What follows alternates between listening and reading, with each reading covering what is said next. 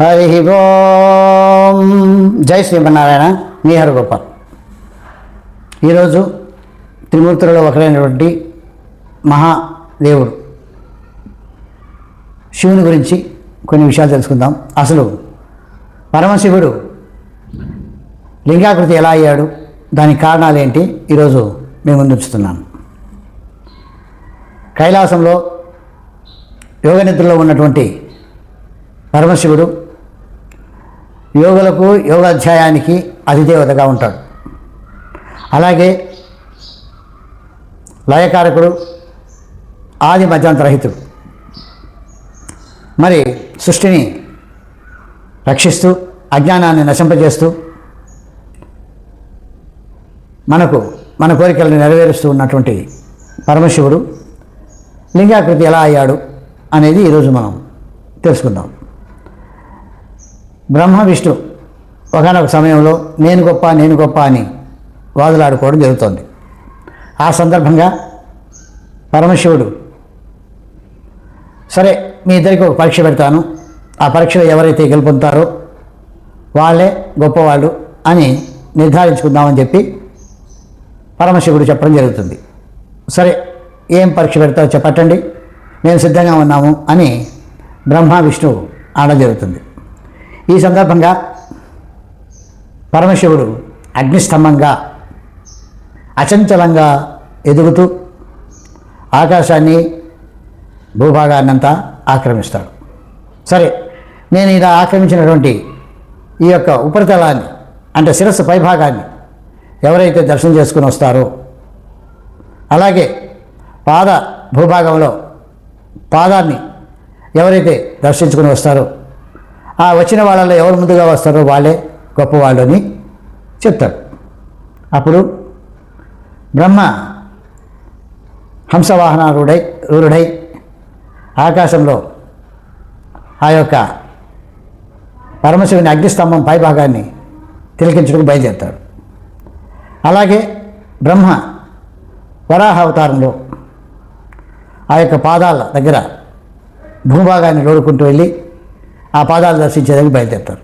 ఇలా బయలుదేరే సమయంలో హంసవాహనంలో బ్రహ్మ గగన మార్గంలో పోతూ ఉంటే శివుని ఉపరితలం నుంచి శివుని అలంకారమైనటువంటి ముగిలి పువ్వు రాలుతూ వస్తుంది భూభాగం మీదకి.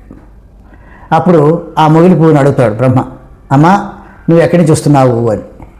ఆ ముగిలి పువ్వు చెప్తుంది, నేను పరమశివుని పైభాగం నుంచి వస్తున్నానండి అని. అంటే అవునా, అయితే నేను అంత దూరం పోలేనులే, నేను పైభాగాన్ని చూసినట్లే నువ్వు సమాధానం చెప్పు, తల ఊగించు, ఒక అబద్ధం చెప్పు, నేను కూడా చూశాను, శిరస్సు యొక్క తలభాగాన్ని చూశానని చెప్తాను, నువ్వు దానికి సాక్ష్యంగా ఉండని చెప్పి ముగిలిపోని ప్రాధేయపడడం జరుగుతుంది. పాపం మహానుభావుడు మహావిష్ణువు భూభాగాన్ని తవ్వుకుంటూ పాదాన్ని చూసేందుకు వెళ్ళి ఉంటాడు. ఈ సమయంలో ఆ యొక్క బ్రహ్మదేవుడు ముందుగా వచ్చేసి, స్వామి నేనే మీ యొక్క శిరస్సు పైభాగాన్ని చూశాను కాబట్టి నేనే గెలిపించాను, ఇంతవరకు మహావిష్ణువు రాలేదు కాబట్టి నేను ముందుగా వచ్చాను కాబట్టి నేనే గొప్పవాడిని మీరు నిర్ధారణ చేయాలి అని అంటాడు. అప్పుడు పరమశివుడు ఒక నవ్వుకుంటుంటే ఆ సమయంలో మొగిలి పువ్వు కూడా అక్కడికి వస్తుంది, ఆ బ్రహ్మ వెనకాలనే వస్తుంది. అప్పుడు అడుగుతాడు, నువ్వు ఎక్కడి నుంచి వస్తున్నావు అని. అంటే మీ పైభాగం నుంచి వస్తున్నాను పరమశివ అని భక్తితో శివునికి నమస్కరించి మొగిలి పువ్వు చెప్తుంది.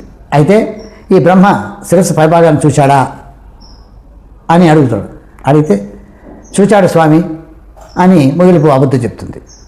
బ్రహ్మ చెప్పిన అబద్ధానికి మొగిలి పువ్వు కూడా తాని తందాన అంటుంది. ఆ తర్వాత మహావిష్ణువు రావడం కూడా జరిగింది. అప్పుడు బ్రహ్మదేవుడు నేను గొప్పవాడిని నీకంటే అని చెప్పి గర్వంగా విచ్చలవిడిగా ఉంటే అప్పుడు పరమశివుడు ఆగు అని మళ్ళా మొగిలి పువ్వుని గద్దించి నిజం చెప్పు, ఈ యొక్క బ్రహ్మదేవుడు ఆ పైభాగాన్ని, నా శిరస్సు పైభాగాన్ని చూచాడా లేదా అని గద్దించి అడగడం జరుగుతుంది. అప్పుడు స్వామి నేను దారిలో వస్తుంటే పైభాగం నుంచి వస్తుంటే బ్రహ్మదేవుడు నన్ను అబద్ధం ఆడమన్నాడు, అందుకే త్రిమూర్తుల్లో ఒకరైన బ్రహ్మదేవుడు కదా అని నేను అబద్ధం ఆడడం జరిగింది, నన్ను క్షమించండి అని చెప్పి మొగిలి పువ్వు నిజం చెప్పేస్తుంది. ఆ సందర్భంగా బ్రహ్మ అబద్ధం ఆడినందుకు మీకు భూలోకంలో పూజలు ఉండవు, ఆలయాలు ఉండవు అని చెప్పి శపించడం జరుగుతుంది. మరి ముగిలిపు అబద్ధానికి దాని తందాన అనింది కాబట్టి ముగిలిపు ఏ దేవాలయాల్లో కానీ ఎక్కడ పూజల్లో కానీ నేను ఉపయోగించకూడదు అని శాపం పెట్టడం జరుగుతుంది. ఇలా అగ్నిస్తంభంగా మారినటువంటి పరమశివుడు ఎక్కడ నిలబడాలి, భూమిలో ఉన్నాడు, ఎంతకాలం ఉంటాడు, ఉండలేడు. కాబట్టి ఈ యొక్క అగ్నిస్తంభాన్ని ఒక చోట ప్రతిష్ఠ చేయడం ఎందుకైనా మంచిదని చెప్పి ఎక్కడ ప్రతిష్ఠ చేయాలి అని అంటుంటే అప్పుడు పరమశివుని యొక్క భార్యలైనటువంటి పార్వతీదేవి అలాగే ధారాదేవత ఇరువురు వచ్చి మేము వనపట్టంగా మారుతాము, మరి మేమే మా స్వామిని స్వీకరిస్తాము అని చెప్పి ఆ వనపట్టంపై ఆ యొక్క అగ్నిస్తంభాన్ని ప్రతిష్ఠించడం జరిగింది. అదే లింగోద్భవ దర్శనం. మరి ఇంతటి ప్రాశస్తమైనటువంటి ఈ యొక్క లింగోద్భవంలో దర్శనం తర్వాత భక్తులందరూ మహాశివరాత్రి పర్వదినాన్ని విజయవంతంగా చేసుకుంటారు. భక్తి ప్రపత్తులతో, ఉపవాసాలతో, హరహర మహాదేవ శంభో శంకర అనుకుంటూ నినాదాలతో మరి ఆ యొక్క మహాశివరాత్రిని జరుపుకోవడం ఆనవాయితీగా వస్తుంది. లింగోద్భవ దర్శనం అందరికీ మోక్ష ప్రదాయకం. హరి ఓం. జై శ్రీమన్నారాయణ.